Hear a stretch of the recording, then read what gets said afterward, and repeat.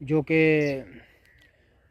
बाबा गुरु नानक का यादगार है। वहाँ पर हम खड़े हैं, आप देख रहे हैं पीछे उनका वो निशान है। तो बड़ा खूबसूरत ये यहाँ पर मंज़र है। तो आज खूब हमने सैर की।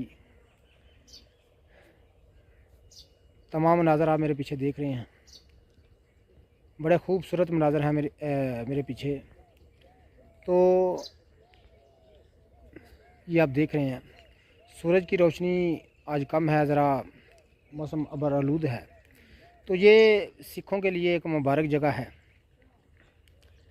ये आप मेरे पीछे देखें, यहाँ ये बॉर्डर है, ये बॉर्डर है। और ये तमाम मकाम मैं आपको दिखा रहा हूँ।